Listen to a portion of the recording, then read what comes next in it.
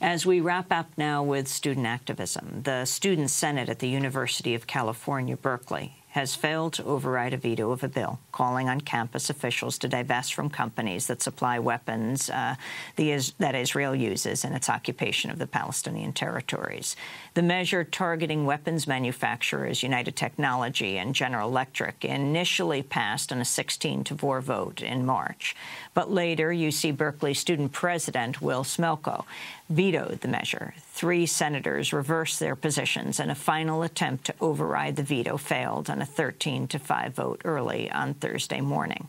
The case drew international attention, drawing support from prominent figures, including Nobel laureate Archbishop Desmond Tutu and independent Palestinian lawmaker Mustafa Barghouti.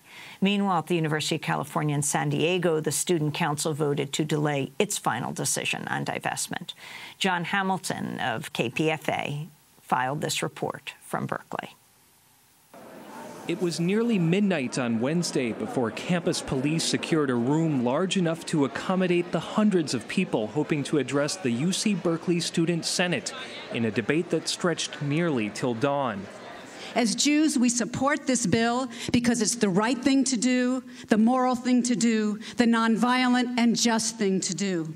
Divesting from Israel will only cause further harm. If divestment is hostile, then where do we begin to describe the hostility of a military occupation? The ASUC has become a platform from which to preach how evil Israel is. The whole world is watching you and waiting for you to make the right decision. If you don't, you will be remembered as the student senators who knew the occupation was immoral and illegal and still chose to stand idle and silent.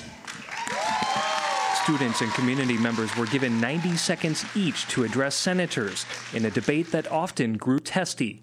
Ask those who promote the measure and those who are here supporting it whether they want to see peace between a Jewish state of Israel and an Arab state of Palestine, and then decide whether you want to side with those who really want peace or with those who use methods like divestment to promote the same goal as Hamas and Mahmoud Ahmadinejad, a world without Israel. Opponents of divestment spoke of the bill's divisiveness and questioned charges that Israel has committed war crimes. If you buy into the allegation that Israel has committed war crimes, you are siding with the Palestinians on the Israeli-Palestinian conflict. There's just no question about it. There has been no proof of these war crimes. The co-writer of the bill said, "These war crimes are real. They are well documented." Oh, really?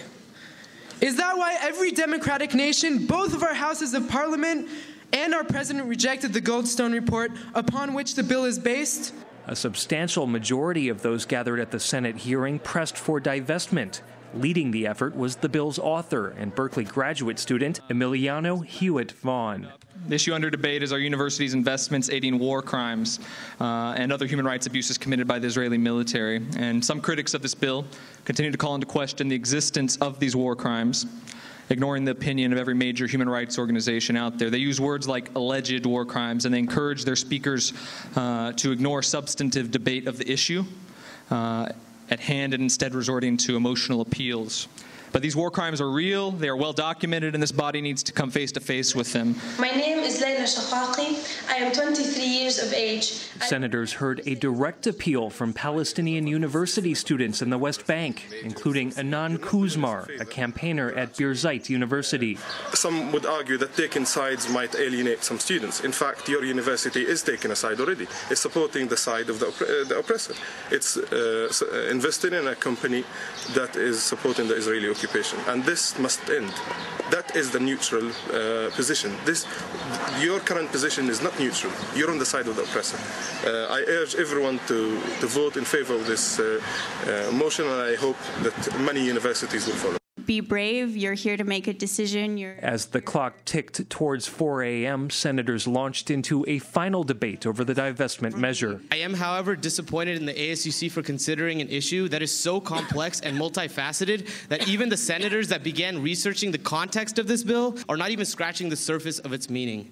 I'm kind of surprised because we go to Berkeley. We're like supposedly the number one public university. We have all these classes, and it teaches us to engage in these complex issues. And so I don't know what you've been doing, but maybe you can come to class with me tomorrow. I believe we need to divest, and that we need to divest from these two companies because it's peaceful, but it's still economically aggressive. Divisiveness is necessary in this case to pass this bill. Therefore, tonight I choose to sustain the veto because there must be another way to have all stories included in our victory. Being a first-generation American on my mother's side and a Jewish student with a family of Holocaust survivors, I am blessed in being given the chance to do right by my ancestors and my communities tonight, to do the least that is asked of me, to stand up for rights of the oppressed when I see the opportunity, and to vote to divest once and for all. Thank you. On a vote of 13 to 5 to 1, this motion to override the veto fails, and the veto is sustained. I want to thank you, first of all, for coming out and showing us support. After their efforts to override the presidential veto fell one vote short, senators led the crowd from the room in a silent protest.